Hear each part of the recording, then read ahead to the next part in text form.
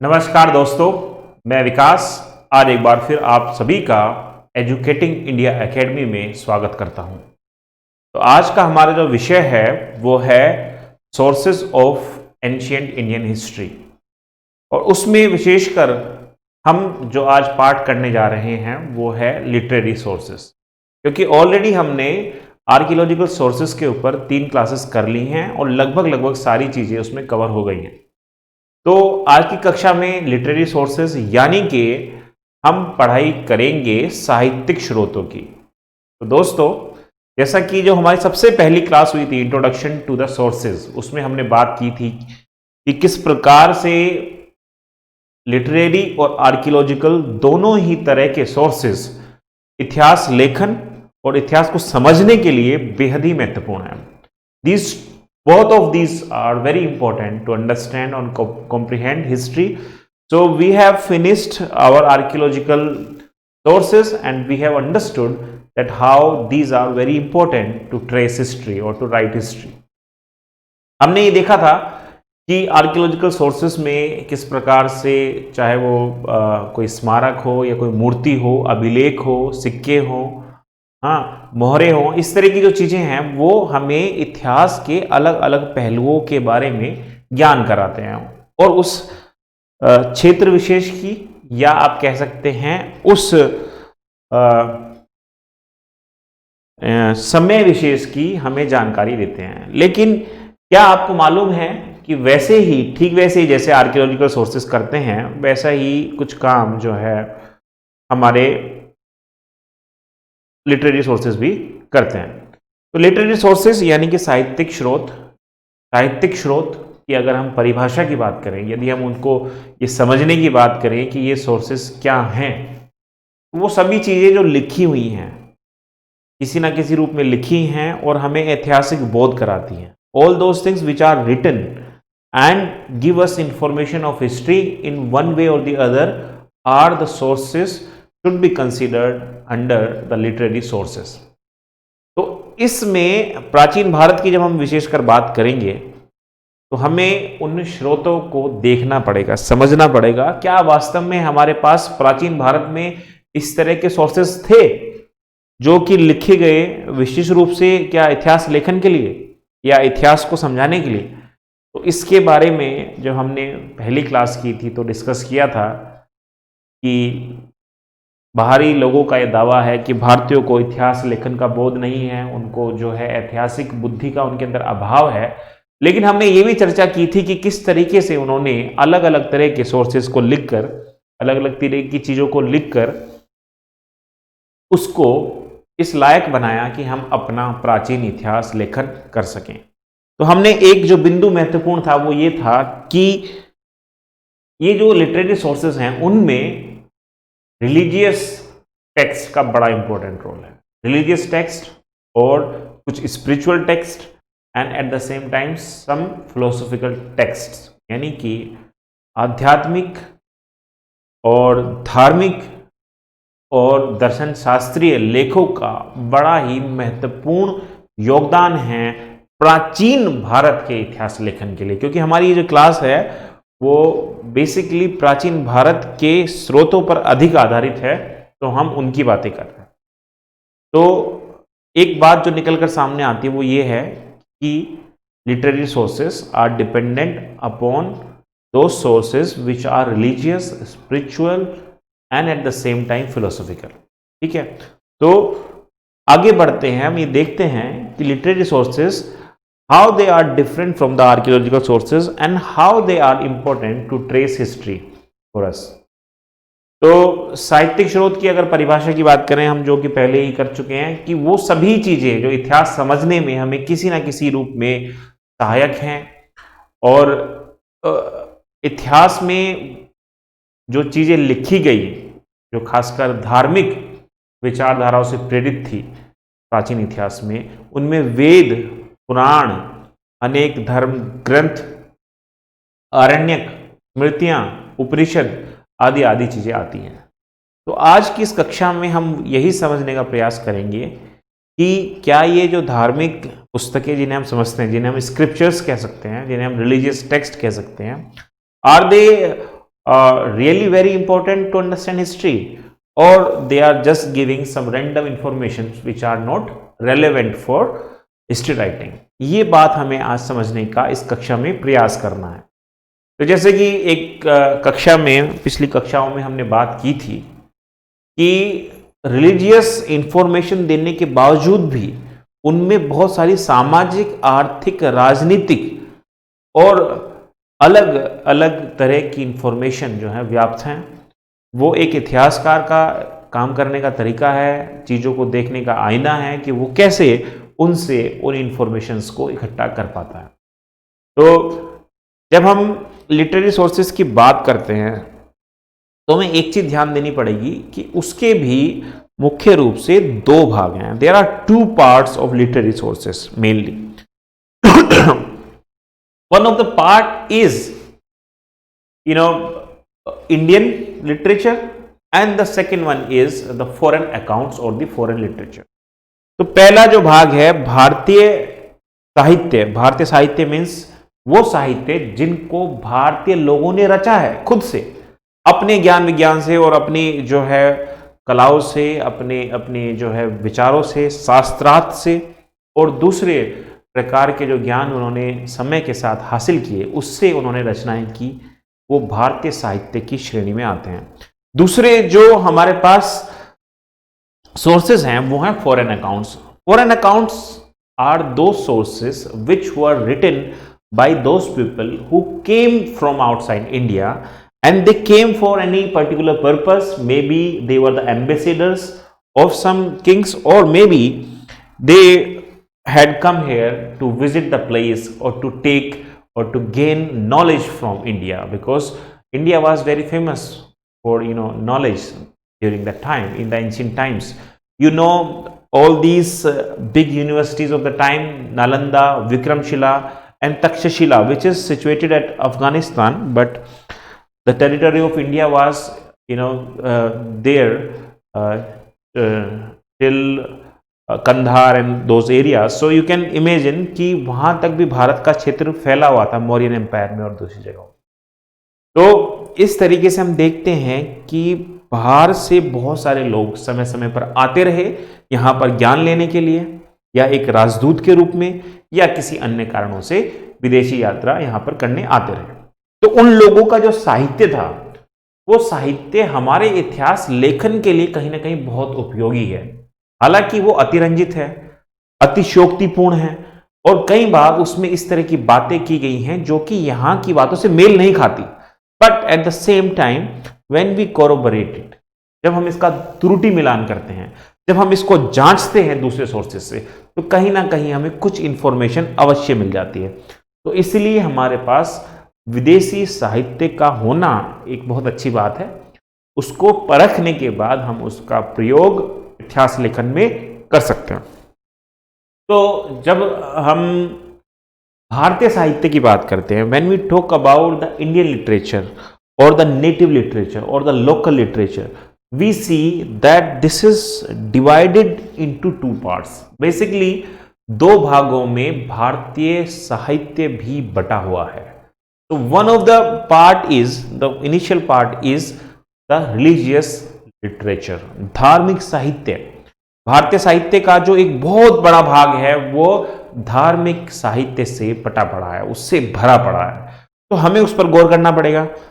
दूसरा जो पार्ट है उसका वो है धर्मेतर साहित्य, धर्म से इतर साहित्य, धर्म से अलग साहित्य, यानी कि द टेक्स्ट और the literature which is non religious, और द ऑर्डिनरी टेक्स्ट और the text for the layman, यानी कि कॉमनर्स के द्वारा लिखा गया या कॉमनर्स के लिए लिखा गया या अलग अलग विषयों पर लिखा गया ज्ञान, जिसको इतिहास के रूप में प्रयोग किया गया। जैसे चाणक्य की लिखी पुस्तक अर्थशास्त्र, जैसे विशाखदत्त का लिखा हुआ मुद्रा राक्षस, जैसे कालिदास के नाटक मेघदूतम, और बहुत सारे अलग अलग नाटक हैं।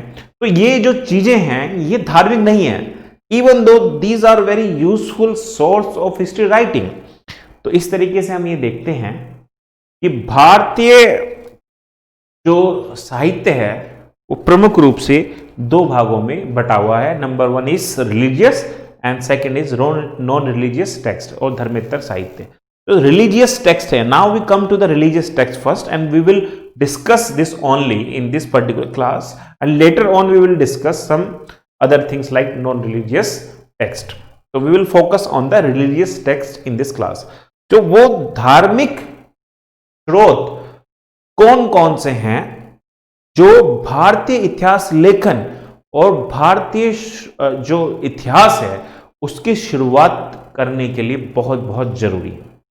और ना केवल वो धर्म का ज्ञान देते हैं बल्कि कहीं ना कहीं वो आर्थिक, सामाजिक, राजनीतिक और अन्य कई पहलुओं पर भी हमारा ध्यान दृष्टिगोचर कराते हैं।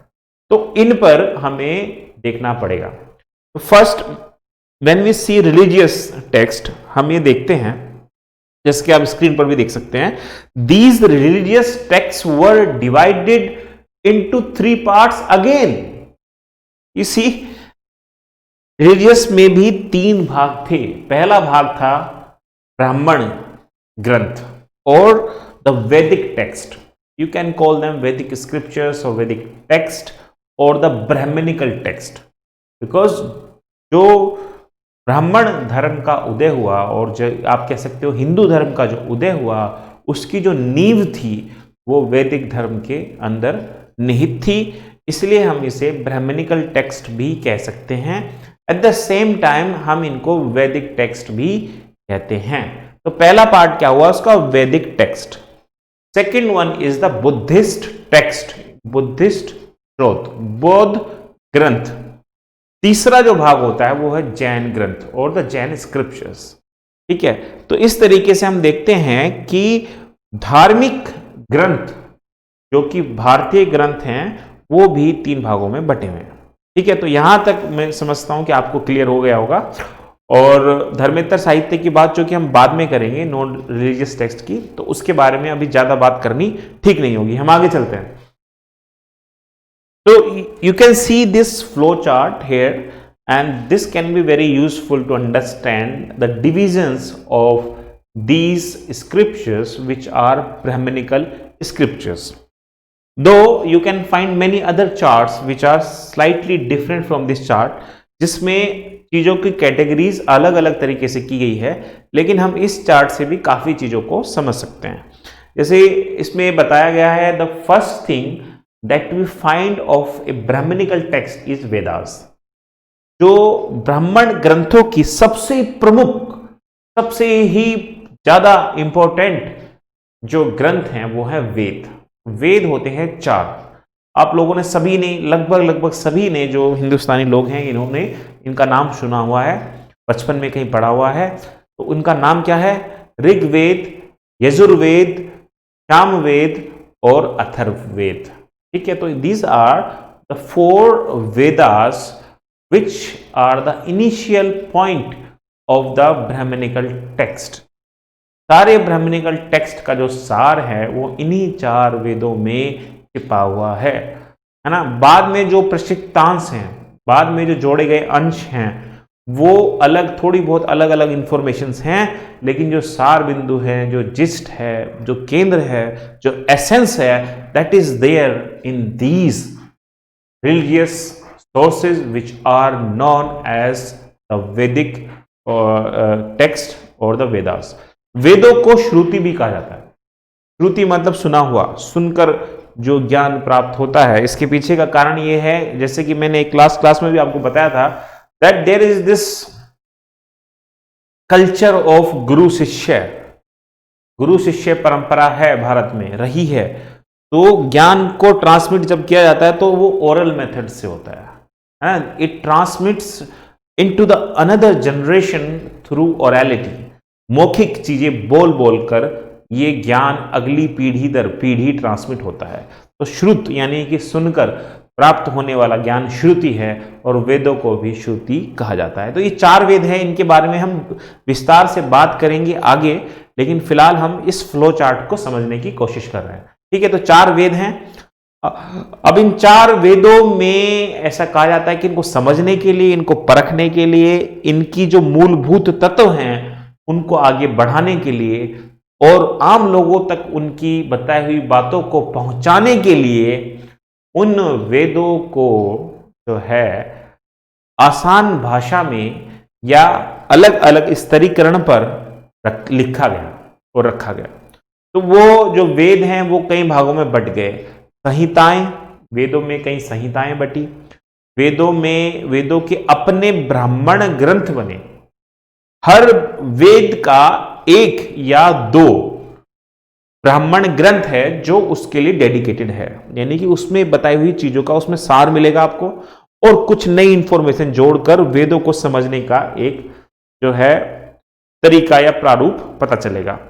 तो संहिता है, ब्राह्मण ग्रंथ हैं और आरण्यक हैं, यानी कि वेदों को भी कई भागों में बांट दिया गया, आप इस तरीके से समझ सकते हैं, या उसको आसान करके आगे बढ़ा दिया गया ताकि आम लोग भी उनको पढ़ सकें और समझ सकें।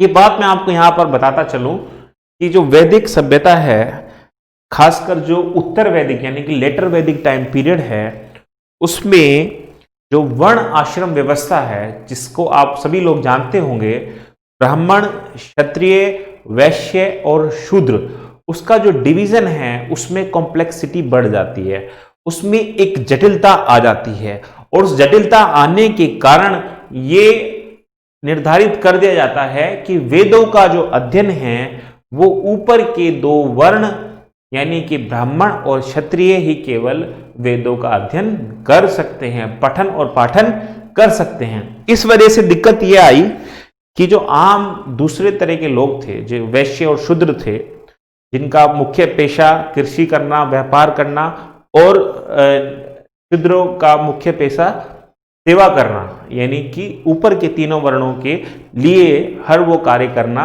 जो निम्न श्रेणी का है, जैसे कि कृषि भी उसमें एक था और इसमें जैसे चमड़े का काम करना या किसी भी तरह का सफाई का काम करना, इस तरह की चीजें शामिल थी।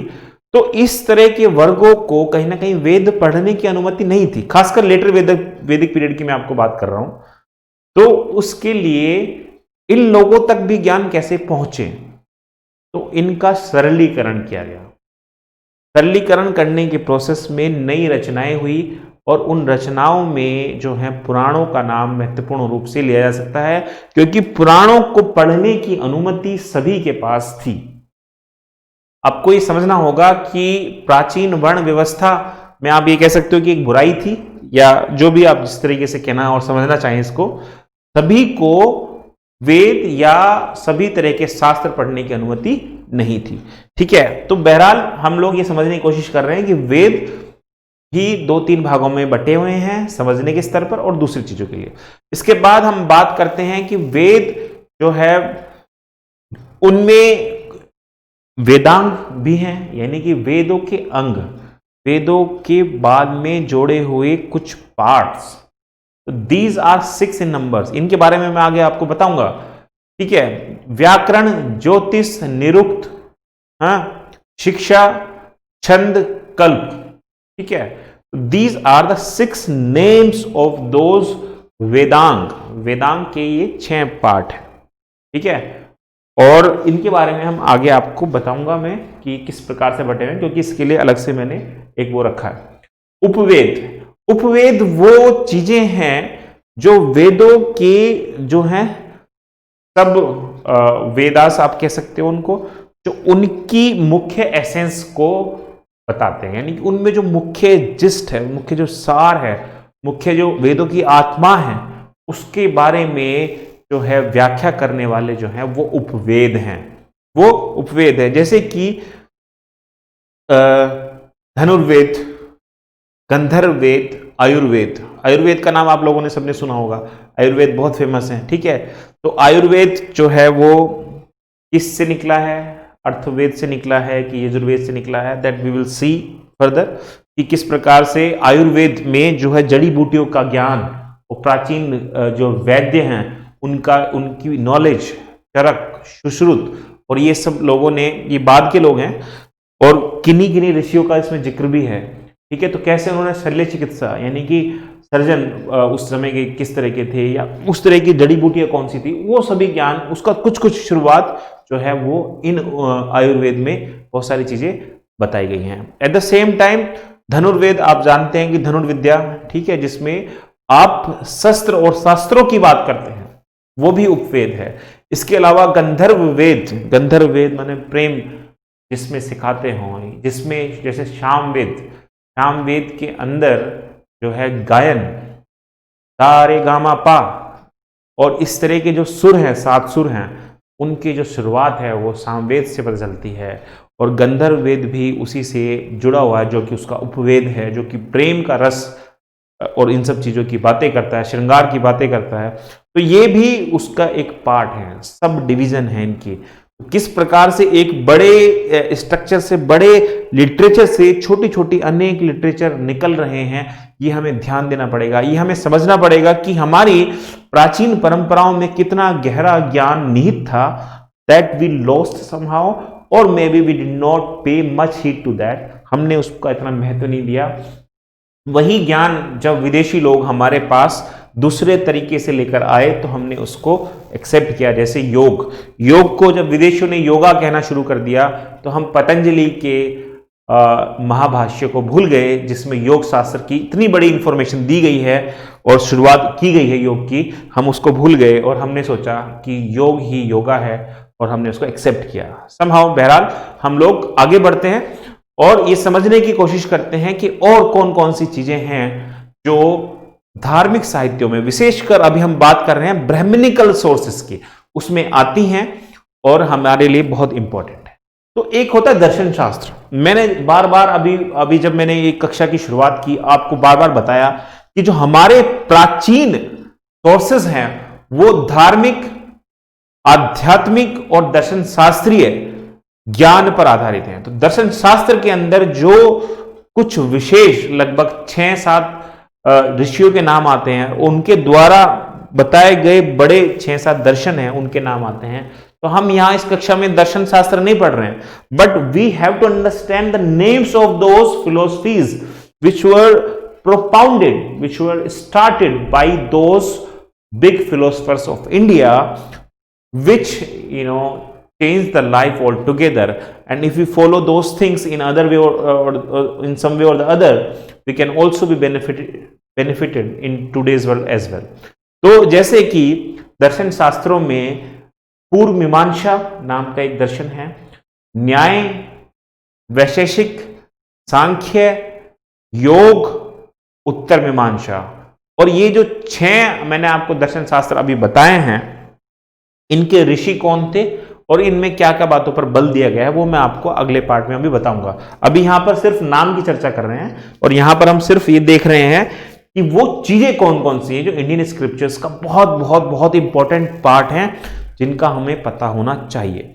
इसके बाद आते हैं पुराण जो है वो संख्या में 18, दीज आर 18 इन नंबर। जैसे आपने सुना होगा शिव महापुराण, विष्णु पुराण, नारद पुराण, ठीक है, मत्स्य पुराण।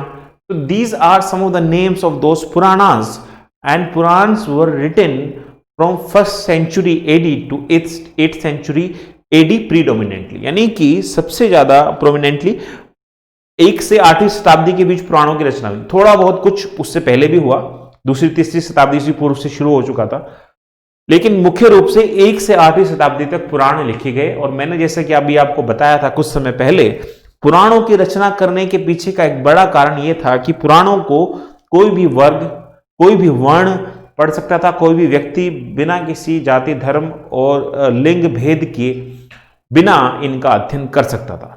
तो ये उन्हीं वेदों के सार को अलग रूप में प्रदान करने वाले पुराण थे, लेकिन इनमें कुछ नई बातें भी थी। कुछ पुराण वैदिक देवताओं को विशेष रूप से समर्पित थे, जैसे कि मैंने आपको शिव महापुराण बताया। तो Shiva Mahapurana was dedicated to lord Shiva, in which it is talked that how Shiva was married with Parvati और शक्ति, और कैसे वो उनकी बारात में भूत प्रेत और दूसरे जो हैं गण और दूसरे लोग जो हैं उनके साथ चल रहे हैं, something like that. So these all stories, all these anecdotes और these mythological things were written in these text. You will ask me, you will say that how these could be historical. We will talk about it later कि कैसे ये historical हो सकता है। और हम लोग ये दावा नहीं कर रहे कि ये पूर्ण रूप से सत्य बातें हैं, even if it is the stories they can be useful for us as a history source.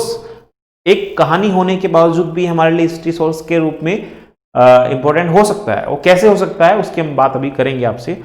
तो पुराणों में शिव महापुराण, विष्णु पुराण, नारद पुराण और अन्य कई सारे पुराण, मत्स्य पुराण आदि आदि 18 हैं जो मुख्य रूप से वो आते हैं। इसके अलावा जो है वो आरण्यक्स हैं। These there are आरण्यक्स। अरण्य क्या होता है? अरण्य इज फॉरेस्ट, जंगल। अरण्य यानी कि जंगल में बैठकर, ऋषियों के साथ बैठकर या रहकर, क्योंकि गुरु शिष्य परंपरा थी, आश्रम परंपरा थी, जिसमें 25 साल तक जो है आपको पता है सबसे पहले जो है आश्रम होता था, फिर उसके बाद गृहस्थ आश्रम होता था, उसके बाद वानप्रस्थ और उसके बाद सन्यास।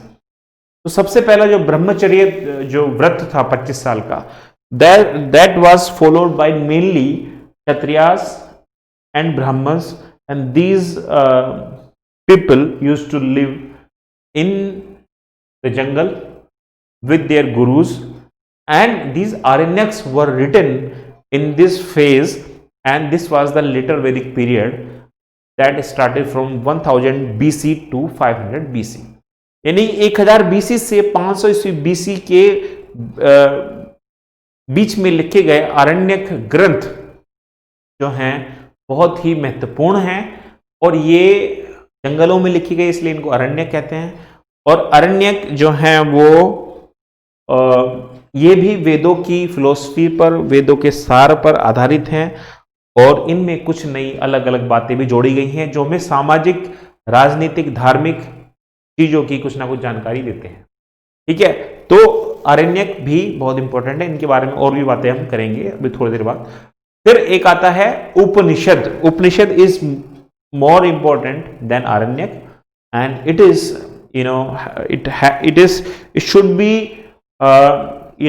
kept after Vedas as far as the importance is concerned। यानी कि आवश्यकता और ज्ञान की यदि हम बात करें और इनके अंदर छिपे हुए सार की यदि हम बात करें, तो वेदों के बाद उपनिषद का स्थान आना चाहिए। ठीक है, तो उपनिषद जैसा कि नाम से ही आपको पता चल रहा है, उपनिषद क्या है? उपनिषद यानी कि बैठकर प्राप्त किया हुआ ज्ञान। उपनिष माने होता है बैठना, तो बैठकर किसके साथ बैठकर? गुरुओं के साथ बैठकर प्राप्त। तो बैठकर, गुरुओं के साथ बैठकर गुफाओं, कंदराओं में तपस्या करते हुए जो ज्ञान प्राप्त हुआ उसको उपनिषद कहते हैं। जो शास्त्रार्थ करने के बाद जो ज्ञान प्राप्त हुआ, जो आपस में बहस करने के बाद जो ज्ञान प्राप्त हुआ, उसको हम कहते हैं उपनिषद। तो उपनिषद में छिपा हुआ है बहुत ही बड़ा बड़ा ज्ञान।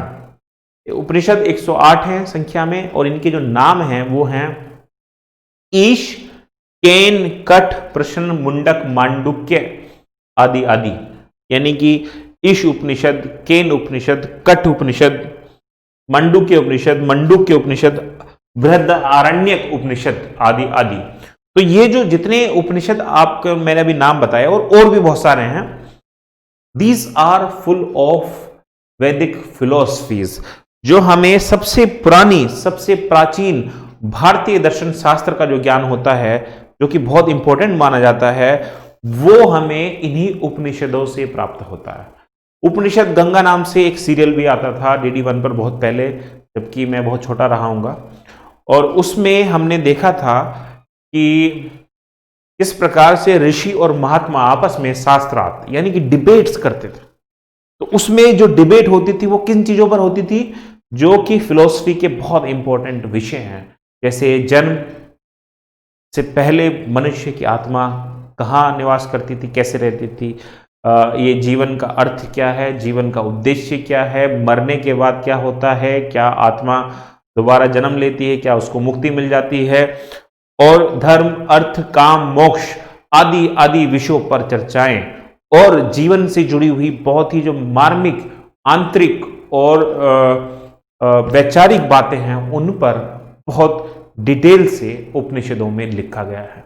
मैं आपको बताता चलूं, जो हमारे वेद वाक्य हैं, ये जो हमारे बहुत ही फेमस हमारे देश के कुछ सूत्र हैं, जैसे वसुदेव कुटुंबकम, पूरा विश्व ही एक परिवार है, the whole world is a family, ये हमें कहां से पता चलता है? ये हमें उपनिषदों से पता चलता है। ये जो वाक्य है हमें, दूसरा सत्यमेव जयते, सत्य की जीत होगी, ये कहां से पता चलता है? This also comes from the philosophy of Upanishads. तो उपनिषद हमें व्यवहारिक ज्ञान, सामाजिक ज्ञान और पूरे विश्व को एक मंच पर, एक पटल पर लाने की बात करता है, उनको जोड़ने की बात करता है। The thing which is known as globalization that we are talking about in 20th century was said in our philosophies way before around 1000 BC. So आज से 3000 साल पहले हम लोग वो बात कर रहे थे कि पूरा विश्व ही एक जो है परिवार है, जिसकी बात 20वीं शताब्दी में दुनिया कर रही है। तो you can imagine that how great our philosophy were in these regards. And Indian philosophy never provoked people of India to invasion over others. Rather, we accepted each and every race or ethnicity within this territory named as India today. आज जिसको भारत के नाम से जाना जाता है, जिसको पहले आर्यव्रत और दूसरे नामों से जाना जाता था, भारत नाम से, आर्यव्रत नाम से, और भी कहीं कहीं ब्रह्म ऋषि देश और इन सब चीजों से जाना जाता था। तो उन क्षेत्रों ने बाहर से आई हुई जनजातियों को, जातियों को, आक्रांताओं को भी एक्सेप्टेंस किया, उनके प्रति स्वीकृति जाहिर की। तो ये कहां से आई? ये आप सोचते होंगे ये चीजें कहां से कैसे आई? These things are in our nature because of the philosophies that we follow, the philosophy which have been followed by our ancestors for a very very long time. जब वो फिलोसफी, वो दर्शन शास्त्र चाहे अनचाहे बाय डिफॉल्ट हमारी परंपराओं में आता चला गया और आता रहा, वही आदतें, वही चीजें हम लोगों में शुमार हो गई, और इस प्रकार से हम लोगों ने धीरे धीरे इन दर्शन शास्त्र को अपने जीवन का आधार बनाया, जाने अनजाने में, बिना जाने भी हमारे अंदर वो प्रवृत्तियां आ गई। खैर बहरहाल उस तरह का लेक्चर मैं नहीं कर रहा हूं यहां पर। आई एम जस्ट टेलिंग कि इतिहास भी इंडियन स्क्रिप्चर्स का एक पार्ट है, जिसे हम महाकाव्य या एपिक्स कहते हैं, जैसे महाकाव्य, जैसे रोमन साहित्य, जब हम ग्रीको रोमन साहित्य की बात करते हैं तो वहाँ एक बड़ा ही फेमस, वहाँ का एक बहुत ही बड़े जो महाकाव्य हैं, इलियड एवं ओडिसी की बात करते हैं, जो वहाँ महाकाव्य लिखे गए हैं, और उन महाकाव्यों में वहाँ के देवताओं के बारे में, वहाँ के लोगों के बारे में, परंपराओं के बारे में काफी चीजें। ठीक ऐसे ही हमारे पास भी दो महान महाकाव्य हैं, जिनको रामायण और महाभारत नाम से हम लोग जानते हैं। Both these things are known as the Ramayana and Mahabharata in our ancient Indian history. और रामायण और महाभारत वैसे तो इतिहासकारों के अनुसार कपोल कल्पित चीजें हैं, और ऐसा संभव है कि ये घटनाएं हुई हो या नहीं हुई हो, वो हम नहीं जानते। ठीक है, और अगर हुई भी हैं तो उनका हमें ठीक ठीक से समय और स्थान मालूम नहीं है। स्थानों की बात तो फिर भी कर सकते हैं, क्योंकि जो चीजें और बातें महाभारत में बताई गई हैं विशेषकर, वो स्थान मौजूद हैं। ठीक है, और रामायण में जो चीजों की, किष्किंधा की और अयोध्या की और चीजों की बात की गई है, लंका की, वो भी मौजूद है। बट बहुत सारे हमें इतिहास के छात्र होने के नाते, शोधार्थी होने के नाते, हमें चीजों को कोरोबरेट करना पड़ता है, और हम प्रत्येक चीजों को स्वीकार अंधाधुन नहीं कर सकते जब तक कि उसको वैज्ञानिक कसौटियों पर खरा नहीं उतारा जाएगा। Until or unless we examine it on the basis of the scientific evidences or some other archaeological basis and some historical arguments are there, we cannot say that these things happened in that particular way. हाँ, ये जरूर है कि ये घटनाएं लिखी गई हैं, तो किसी ने अगर कल्पना भी की है तो कल्पना का जो सार है वो बहुत मजबूत है, और उनमें जो कहानियां गढ़ी गई हैं और जो क्षेत्रों के नाम हमें मिलते हैं वो वास्तव में मौजूद थे। तो ये कल्पनाशील होने के बावजूद भी हमें बहुत बहुत सारी इंफॉर्मेशन दे सकते हैं। क्योंकि जिन स्थानों के नाम, जिन चीजों को जिस तरीके से बताया गया है वो कल्पनाशील होने के बावजूद भी इंफॉर्मेटिव है। क्योंकि अगर आप कोई कहानी भी लिखते हैं तो उसमें उस समय विशेष का, उस क्षेत्र विशेष का जिक्र आता है, उस समय की कल्चर का जिक्र आता है, उस समय के धर्म का जिक्र आता है, उस समय की भाषा का जिक्र आता है, तो वो कहीं ना कहीं हमारे लिए ऐतिहासिक संदर्भ में जो है बहुत ही महत्वपूर्ण हो जाता है, बहुत ही जरूरी और बहुत ही लाभदायक है इतिहास लेखन के लिए। तो आगे बढ़ते हैं हम लोग और धार्मिक साहित्य को हम ये देखते हैं कि 3 भागों में बांटा जा सकता है फिर से, ठीक है। जैसे कि आपको पता है, पहला तो ब्राह्मण ग्रंथ मैंने आपको बताया, दूसरा बुद्धिस्ट बताया और तीसरा मैंने आपको बताया जैन ग्रंथ। अभी हमने जब बात की थी ब्राह्मणिकल टेक्स्ट की, ब्राह्मण ग्रंथों की, तो उसमें ये देखा था कि Vedas are the most prominent, the most initial and very important, and all other Vedic literatures, all other Vedic scriptures are basically or prominently or fundamentally written on the basis of these Vedas। और इन वेदों में भी जो सबसे प्रमुख है वो ऋग्वेद है, फिर यजुर्वेद, सामवेद और अथर्ववेद है, जिनके बारे में कुछ इंफॉर्मेशन मैं अभी आपको दूंगा। उपनिषद में मैंने आपको भी नाम बताए थे, ईश, केन, कठ, प्रश्न, मुंडक, मांडुक्य, छांदोग्य और बृहदारण्यक का नाम प्रमुख रूप से आता है, ठीक है। ये मैंने नाम आपको भी बताए थे।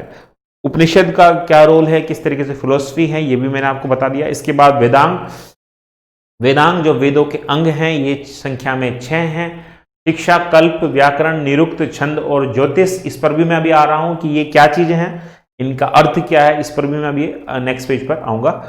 पुराण, पुराण जो है संख्या में 18 हैं। ब्राह्मण, वायु, विष्णु, मत्स्य, भागवत और शिव पुराण इत्यादि मैंने अभी आपको बताए थे, इनका एग्जाम्पल बताया था। फिर मैंने आपको बताया था कि इसमें सामाजिक, आर्थिक, राजनीतिक, धार्मिक इंफॉर्मेशन मिलती है। गुप्त काल की बहुत इंफॉर्मेशन हमें पुराणों से मिलती है, ठीक है। और कनिष्क काल की और उसके अलावा गुप्तोत्तर काल की जो इंफॉर्मेशन है उसके लिए हमें पुराणों पर निर्भर रहना पड़ता है। महाभारत और रामायण की अभी हमने बात की थी। एक जो इंपॉर्टेंट जो चीज है वो है स्मृतियां। स्मृतियां जो है वो है कानून की किताबें। जैसे आज हमारे पास कॉन्स्टिट्यूशन है, we have different parts of constitution and we have law and rule of law and everything. तो during that time when this was an ancient time, ancient era, and there were some kingdoms like Mahajanpadas. Mahajanpadas came into existence in the 6th 7th century BC around, ठीक है। 7वीं 7वीं शताब्दी के आसपास महाजनपदों का उदय हुआ। तो ये लोग जो इतने बड़े बड़े साम्राज्य चला रहे थे, क्या उनके पास कानून नहीं तो होंगे? Did not they have this police system or the law system or the court system or something like that? They must be having, they definitely will be having, would be having. And what systems would they be dependent upon? किस तरह के system थे? तो वो जो चीजें हैं वो हमें पता चलती हैं इन स्मृतियों से। स्मृतियां मुख्य रूप से हैं मनु स्मृति का नाम बार बार आप लोगों ने सुना होगा, है ना। नारद और याज्ञवल्क्य, याज्ञवल्क्य की स्पेलिंग यहां गलत लिखी हुई है, लेकिन ज्ञा आएगा उसमें, ज्ञान वाला ज्ञा, ठीक है। याज्ञवल्क्य, तो याज्ञवल्क्य की जो स्मृति है, नारद, मनु और इसमें और हो सकती है पराशर और एक दो और ऋषियों के नाम है। तो ये जो ऋषियों के नाम पर लिखी हुई स्मृति, यानी कि जैसे हम लोग कह सकते हैं कि आज के संदर्भ में यदि देखें तो किस कॉन्स्टिट्यूशनल कमेटी ने कुछ जो सुधार किए और उन्होंने जो नए कानून लाए, ठीक है, तो उस कमेटी के नाम से हो सकता है हम उस कानून का नाम रख दें, ठीक है। ठीक वैसे ही मनु स्मृति, मनु ऋषि के आधार के नाम से लिखी गई स्मृतियां। नारद जो है वो, नारद भी एक ऋषि का नाम है। याज्ञवल्क्य एक बहुत ही फेमस ऋषि हैं। इसके अलावा हम देखते हैं कि कुछ विदुषी नारियां थी, जैसे अपाला, घोषा, सिक्ता, है ना, और गार्गी। अपाला, घोषा, सिक्ता, गार्गी आदि आदि कुछ विदुषी नारियां थी जिन्होंने बड़ा इंपॉर्टेंट रोल अदा किया इन चीजों को लिखने में। ये मैं बात बता रहा हूं खासकर लेटर वैदिक पीरियड के कुछ समय की। हालांकि स्त्रियों की दशा ऑल ओवर में बहुत अच्छी नहीं थी, but there were some women who somehow were related to the educated background. Their husband or their father was a hermit or a mendicant who permitted them to read and to study and to deliver things like in writing or in शास्त्रार्थ or something like that. तो उस तरह की महिलाएं हमें मिलती है, उनका उल्लेख हमें मिलता है, उनके कार्यों का उल्लेख भी हमें मिलता है। तो स्मृतियों की बात मैं आपसे बता रहा था। तो जैसे हम लोग देखते हैं कि मनुस्मृति के ऊपर बड़े आक्षेप हैं, बड़े ही आरोप हैं कि मनुस्मृति में ये लिखा गया है, वो लिखा गया है। तो मैं आपको बता दूं, मैंने मनुस्मृति खुद तो नहीं पढ़ी, लेकिन मनुस्मृति को फॉलो करने वाले लोगों को लोग कहते हैं मनुवादी और ये सब। तो उसमें ये हो सकता है उसके पीछे कारण कि जो कानून मनु ने लिखे, उन कानूनों में जो वर्ण व्यवस्था थी उसको प्रमुख रूप से कहीं ना कहीं उजागर किया गया, और जो कानून जो थे वो चारों वर्णों के लिए अलग अलग थे, ठीक है, जिनमें जो नीचे के दो वर्ण थे, एक क्रमानुसार जो नीचे के दो वर्ण थे, ब्राह्मण, क्षत्रिय, वैश्य, शूद्र, जो नीचे के दो वर्ण हैं उनके प्रति जो दंड व्यवस्था है वो अधिक कठोर है। उनके प्रति कहीं ना कहीं मनु के जो स्मृति है, मनु स्मृति, उसमें कठोर दंड व्यवस्था है। एक ही अपराध के लिए अगर ब्राह्मण ने किया है तो व्यवस्था अलग है, तो क्षत्रिय ने किया तो उसके लिए अलग दंड है, वैश्य के अलग और शूद्र के अलग। तो ये आरोप इसलिए मनु पर लगता है क्योंकि उन्होंने नीचे के दो वर्णों के लिए जो व्यवस्था की है वो शायद कठोर व्यवस्था की है। दूसरा, नारद, और जैसे नारद की स्मृति में हमें उल्लेख मिलता है कि दास 15 प्रकार के दास होते थे। ये इंफॉर्मेशन अपने आप में इतनी बड़ी है क्योंकि जो विदेशी उस समय भारत में आए, कुछ विदेशी, उन्होंने लिखा कि भारत में तो there is no slave system, वहां पर तो स्लेव सिस्टम है ही नहीं, लेकिन नारद ये लिख रहे हैं अपनी स्मृति में 15 तरह के दास है हमारे पास। तो ये कॉन्ट्राडिक्टरी है, things which are very contradictory and not corroborated can be understood कि किस प्रकार से नारद और दूसरे लोगों ने उनके बारे में लिखा। फिर याज्ञवल्क्य के ऋषि हैं, वो अलग चीजों के बारे में बताते हैं, दंड व्यवस्था के बारे में ये वो। तो कुछ रेफरेंस हमें ऐसे मिलते हैं जिसमें कुछ ब्राह्मणों को अत्यधिक दंड देने की प्रावधान है। उसकी वजह क्या है कि भाई आप तो पढ़ा रहे हो, शस्त्र और शास्त्रों का आपने अध्ययन किया है, आप ये गलती कैसे कर सकते हैं? अगर आपने गलती की है तो you should be penalised more than others. दूसरे लोगों से ज्यादा दंड की व्यवस्था भी है, ठीक है। तो ऐसा भी है, दोनों ही तरह की बातें मिलती हैं कि ब्राह्मणों को सबसे ज्यादा दंड भी मिलने की व्यवस्था है और कहीं कहीं पर सबसे कम दंड की व्यवस्था है, ठीक है। तो इन दंड में जैसे गाय का दान देना, ठीक है, क्या नाम, क्योंकि उस समय की जो मुद्रा थी उसमें गाय और जो मवेशी कैटल हर्ड्स जो थी वो बहुत इंपॉर्टेंट थी। तो कई सारी गायों का दान देना, कोई अपराध हो जाए तो, ठीक है। तो इस तरह की व्यवस्थाएं और बहुत सारी चीजें थी। खैर, हम आगे चलते हैं। तो अब हम थोड़ा सा बात करते हैं इन वेदों के अंदर क्या बताया गया है और बाकी चीजें क्या बताया। तो ऋग्वेद जो है वो 10 मंडलों में बटा हुआ है, यानी कि 10 भागों में बटा हुआ है। उसमें 1028 सूक्त हैं, 1028 सूक्त you may understand as the stanza, अलग अलग स्टेंजाज हैं, ठीक है। 10 मंडल यानी कि 10 chapters, you can understand it like that. और इस ग्रंथ में प्राचीन आर्यों की सामाजिक, धार्मिक, राजनीतिक, आर्थिक व्यवस्थाओं पर जो है कुछ प्रकाश पड़ता है, बट ज्यादातर तो जो है ये बात जो करता है वो धर्म की बात करता है। लेकिन एक बहुत इंपॉर्टेंट जो चीज है इन वेदों में वो ये है कि इसका पहला और जो आखिरी, इस पर हम बाद में आएंगे, इसका जो पहला और आखिरी जो मंडल है या चैप्टर आप समझ सकते हैं वो बाद में जोड़ा गया, that was added later in the later time period, एक प्रक्षिप्तांश है, ठीक है।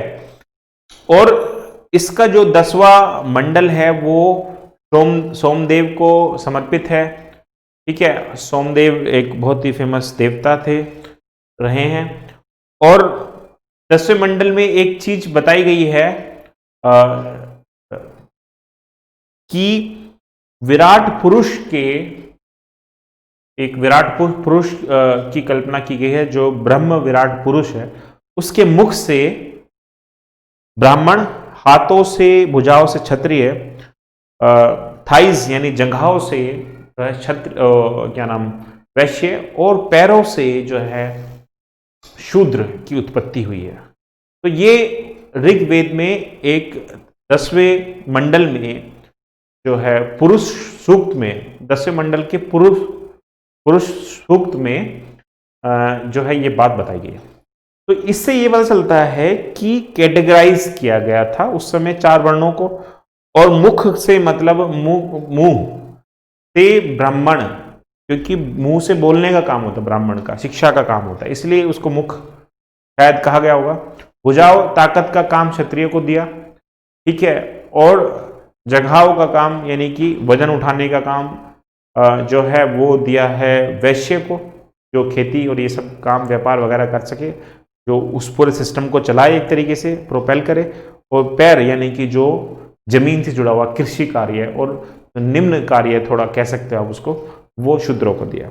कुछ विद्वान, कुछ इतिहासकार इसका उलट कहते हैं कि इसकी जब हम व्याख्या करते हैं कि सबसे अधिक जो जमीन से जुड़ा हुआ है, जो सबसे मजबूत मतलब नींव है, वो शूद्र है, क्योंकि वो पूरा का पूरा सोसाइटी का भार अपने ऊपर लिए हुए हैं। कुछ विद्वान इसकी व्याख्या वैसे भी करते हैं, लेकिन अधिकतर लोग ये मानते हैं कि इनको श्रेणीबद्ध किया गया था और समाज में निचला स्थान देने के लिए पैरों से उनको जोड़ा गया था। इस तरह की बातें होती रहती हैं। तो this is not our concern here, we are just talking about किस प्रकार की बातें कौन से वेद में, कौन से शास्त्र में, किस में क्या क्या लिखा गया। ओके, सो हम आगे बढ़ते हैं। वैदिक स्वरों को सही से उच्चारण करने के लिए शिक्षा शास्त्र का निर्माण हुआ और सूत्र बने, जिसमें विधि और नियमों का प्रतिपादन किया गया, जिनको कल्प सूत्र कहा जाता है। ठीक है, तो ये सब चीजें होती रही। ये बात है लेटर वैदिक टाइम पीरियड की। पहले तो वेद, सिर्फ ऋग्वेद की रचना हुई पहले 500 सालों में, उसका टाइम पीरियड है। उसके बाद जो है उत्तर वैदिक काल में बहुत सारे जो तीनों ग्रंथ हैं और उपनिषद हैं और इन सब चीज़ों की रचनाएं हुई। तो कल्प सूत्र की जब मैं बात बता रहा हूं आपको, कल्प सूत्र भी 3 तरह का होता है: श्रोत सूत्र, ग्रह सूत्र और धर्म सूत्र। तो श्रोत सूत्र में जो है वो यज्ञ संबंधी नियम, यानी कि जो वैदिक यज्ञ किए जाते हैं, वैदिक यज्ञ में बहुत सारे यज्ञ आते हैं, अश्वमेध यज्ञ, ऋषि यज्ञ, पितृ यज्ञ और वगैरह वगैरह। उन यज्ञों के जो नियम है वो श्रोत सूक्त में या सूत्र में मिलते हैं। ग्रह सूत्र में मनुष्य के लौकिक और पारलौकिक कर्तव्य, यानी कि the person who are householders who are involve in the grihastha ashram should follow all the sutra written in Grihya Sutra. जो गृहस्थ लोग हैं उनके लिए गृह सूत्र था। इसके अलावा धर्म सूत्र, इसमें धार्मिक, सामाजिक और राजनीतिक बहुत सारे कर्तव्यों का उल्लेख है। और इस प्रकार से हम यजुर्वेद और सामवेद को भी देखते हैं, जिसमें 1550 मंत्र हैं और इनमें से 75 को छोड़कर लगभग सारे के सारे ऋग्वेद में मिले हैं। तो एक बात हमें बहुत स्पष्ट रूप से पता चलती है कि जो हर चीज का जो सार है बेसिकली वो ऋग्वेद है। और ऋग्वेद में जो है अधिकतर सारी चीजें मिल जाती हैं। कुछ ही चीजें हैं जो हमें यजुर्वेद और सामवेद या अन्य उपनिषदों में मिलती हैं। All these other things are the interpretations of Rigveda.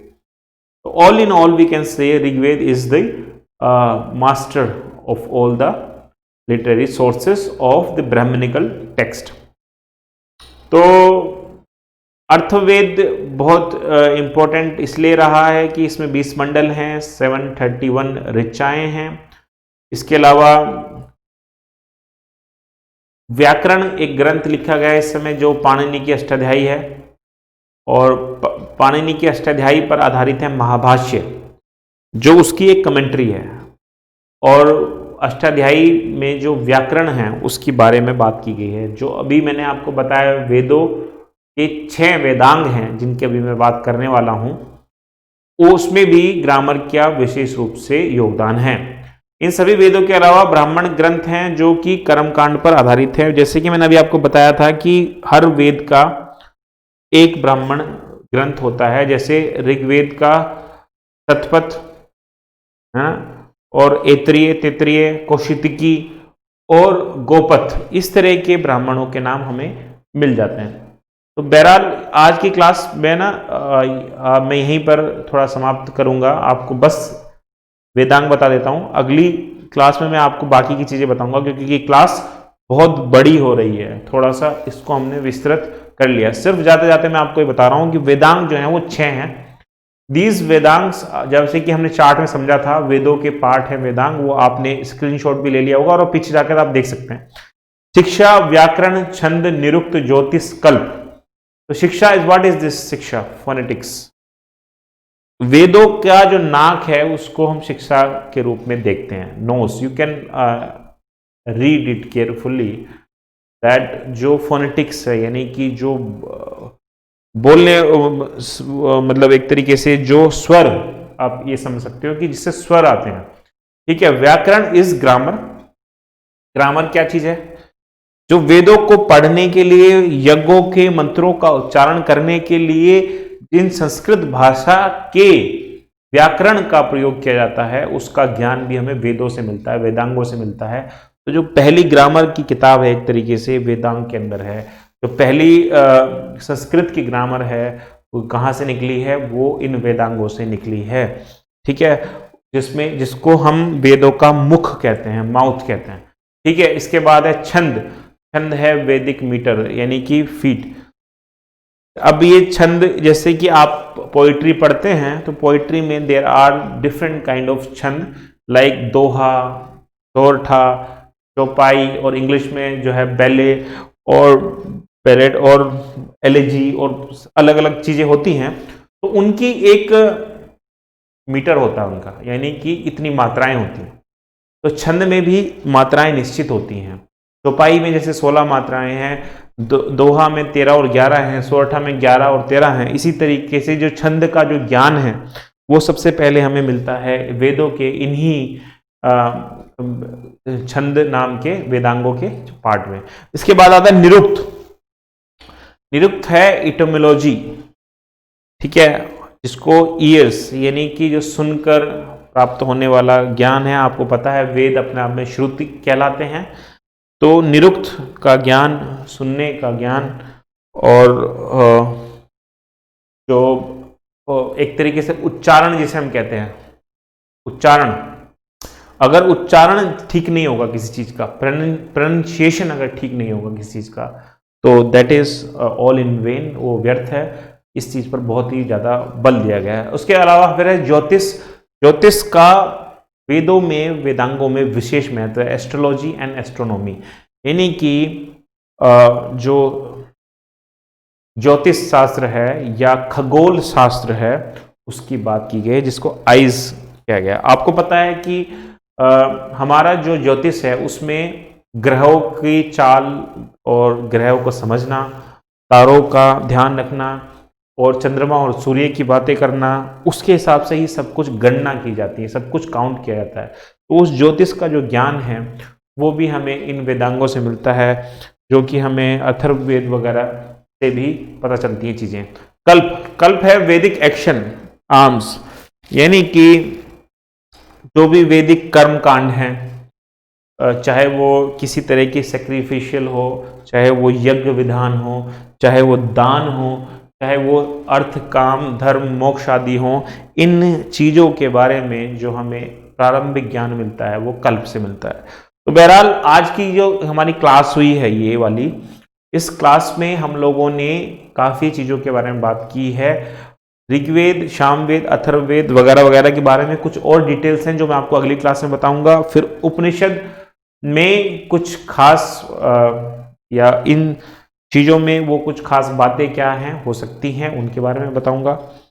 तो लिटरेरी सोर्सेस का अभी 1-2 पार्ट और बनेगा, जिसमें हम लोग बात करेंगे फॉरेन अकाउंट्स की। एट द सेम टाइम जो इसमें कुछ छुटी हुई चीजें हैं उन पर भी हम 10-15 मिनट बात करेंगे। तो मिलते हैं नेक्स्ट पार्ट में, क्योंकि ये क्लास हमारी थोड़ी सी विस्तृत इसलिए हो गई शुरू का पार्ट, क्योंकि उन चीज़ों को समझना बहुत ज़रूरी है जो मैंने आपको बताई हैं। उन चीज़ों को समझे बिना अगर हम बहुत तेज़ी से आगे निकल जाएंगे, so we can not comprehend history in the way that we want to understand. Sources को व्याख्या करना उनकी बहुत जरूरी है। सिर्फ उनका नाम याद कर लेने से इतिहास की समझ पैदा नहीं होगी।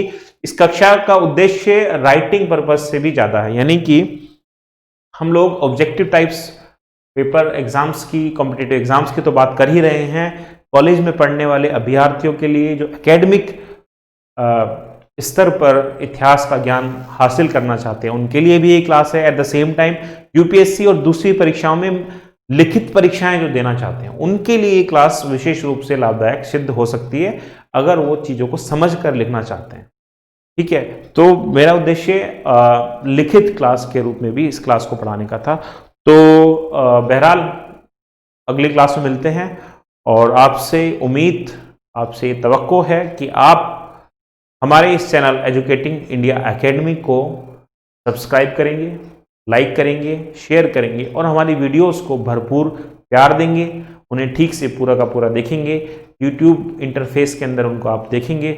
Thank you very much. मिलते हैं नेक्स्ट वीडियो में। मैं आपका विकास यहाँ से साइन ऑफ करता हूँ। Thank you.